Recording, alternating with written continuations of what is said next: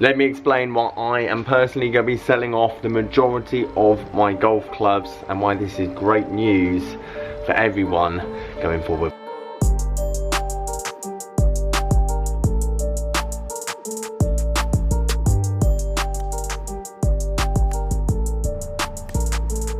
Meaning that they've got quite a lot of stock left, and as soon as the sales stop, I think there's going to be quite a lot of panic selling. Guys, how you doing? Welcome back to a brand new video. So I'm currently down at my lockup. We're going to play with my set of clubs because I'm actually going to be selling my clubs off. The bag that I built at the start of the year, probably spent about £500 on it altogether. We're going to be selling that off and then looking to rebuild it again for next season. But over the last 2 weeks, I've been slowly reducing my stock levels across the board, mainly because hopefully, fingers crossed, this house move is actually going to happen. Therefore, I do need some kind of capital to make that all happen. But more importantly, I do think prices on golf clubs are going to be going down, and that's the whole video that I want to explain to you guys, which is great news. I want it to go back to normal. When I started these videos, wedges, drivers, they're all a fraction of the price. Therefore, it means that I can start showing you how to build bags for £200, £250, whereas at the moment it's just pot luck if you get a great deal on Facebook. So I'm going to explain exactly how I've been moving it, and also for you guys that maybe have some clubs left around the house, garage, whatever, it's the time to start selling, because I do feel, as I said, demand's going to be going down and there's going to be a lot of clubs come Christmas hitting the market. So it still looks like I have quite a bit of equipment in here, which I do, don't get me wrong, I'm still buying and selling on certain clubs that have been doing well, but the stuff that realistically has been overhyped, overvalued over the last year and a half, I'm starting to see go back to normal prices. So essentially I'm just auctioning off a lot of my equipment, not necessarily getting as much as I was obviously hoping for, but again, I do feel a lot of the prices are going to steadily going down, mainly because demand's not there. I think most people in the UK or across the globe have built their bag over the last year and a half, and now we're coming into winter. It's going to be getting colder, it's going to be wetter, less people will be playing, less people will be starting, and a lot more people, especially around Christmas time, will be getting new clubs for Christmas. Therefore, they'll be looking to sell their old stuff. So I feel like demand's going to go down. I feel like people are going to stop playing golf as much. We're not going to have as many new people into the game, but the amount of clubs that will be coming back up for sale is going to go up.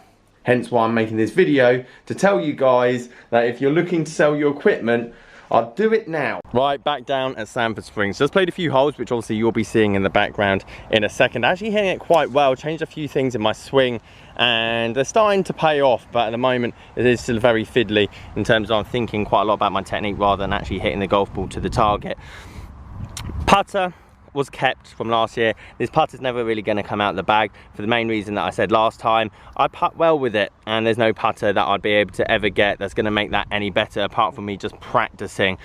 Another club that's going to be staying in the bag is the PXG. Now, a lot of you guys would have either bought the new one at the £200 offer. There was a £250 offer for this one at Christmas time, which I know a lot of you guys also jumped on, and it's held its price like I thought it would. Again, eBay prices for this at the moment, £220 to £250. So if I did want to get rid of it, I'm getting my money back, even though I've used it for the year. But I do hit this well. It's got a lovely hazardous smoke shaft in it, which is just up my street. Therefore, these two clubs at the top and bottom end of the bag will be staying.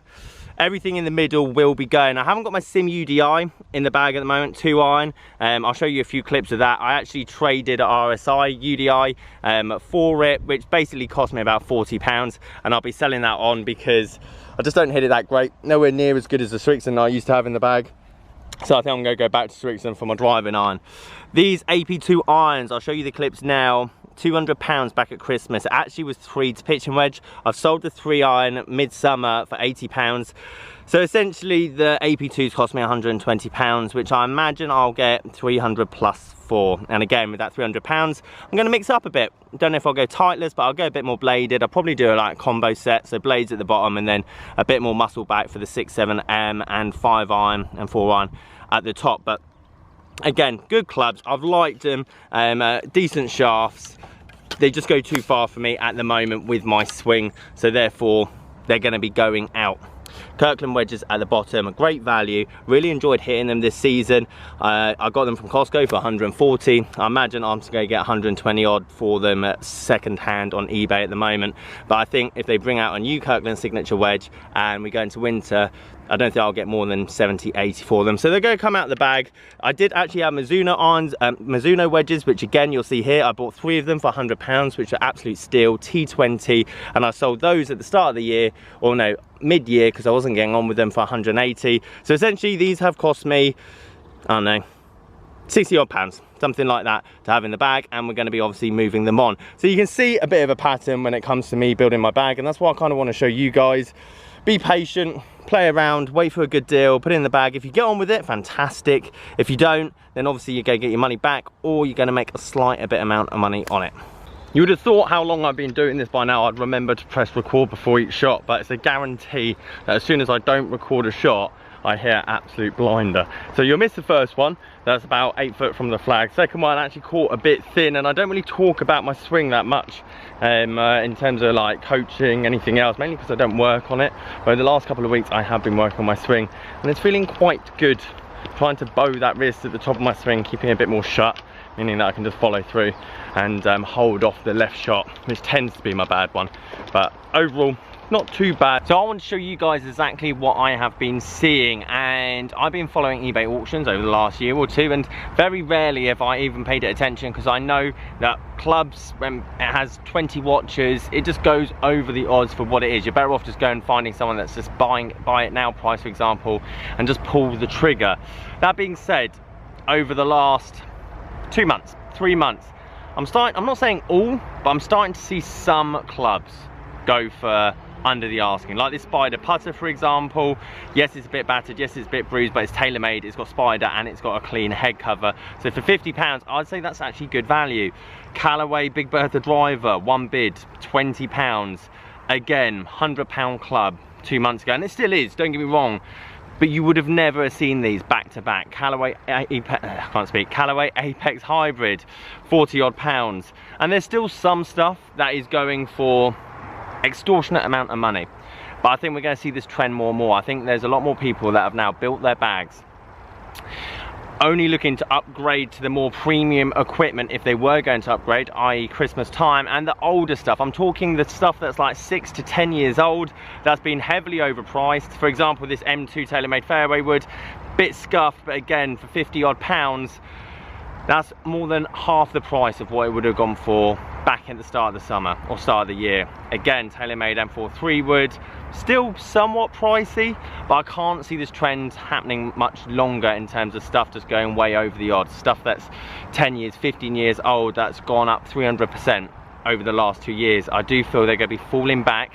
to their normal prices. Again, TaylorMade R series wedges here, £50 for the pair of them, and this is great news. This is what I want. I want the prices of clubs to go back down to where they were, because then I can show you exactly what to buy and how to buy it for a decent price, not the extortionate prices that a good portion of you that are watching this channel have come into the game first year and gone, oh my god, second-hand clubs are expensive. There's going to be times now that actually it'd be worth paying attention to some eBay auctions. Maybe the listing's not got the best photos, maybe the title's a bit difficult to explain what's actually in there. Therefore, you could get a driver for £30 and you could get a set of irons for under £100 that aren't 25 years old. So this is exciting news. I'm not saying that we're quite there yet, and as I say, this is a prediction, but with the weather coming, Christmas looming, more people getting a hold of newer equipment and not having to wait 3 months to get their club fitted gear, I can only see the second-hand prices going down, especially with the demand. I have absolutely nuked that 4-iron. I don't think I've ever hit an iron that far up. If you ever played Sanford on the 14th here, I mean, that's normally where my driver finishes, so I've absolutely caught that. Can't believe how far that's gone. And let's not forget, there's a lot of people, and I mean a lot of people, me being one of them, that have collected quite a few golf clubs over this time. Not gonna lie, when Mary was on maternity, we went into the second lockdown.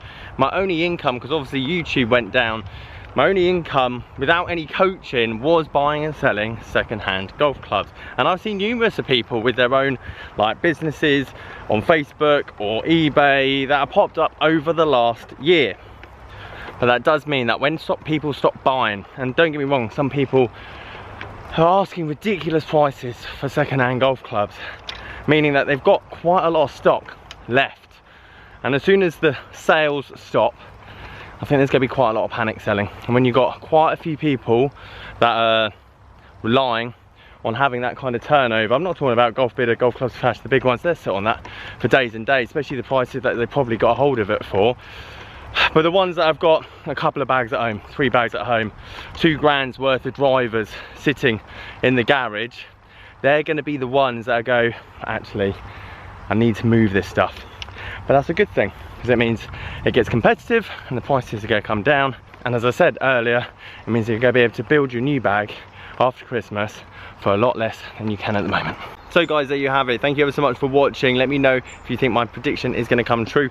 Obviously only time will tell. If you like this video, leave it a like, subscribe if you're new. Catch you guys there. Morning Tom, hope you're doing well. Afternoon mate, well done on the lesson. And evening Alan, not a problem at all. And testing the G30s and the afternoon gents, on my way to the lockup. Go pick up the Mura Iron.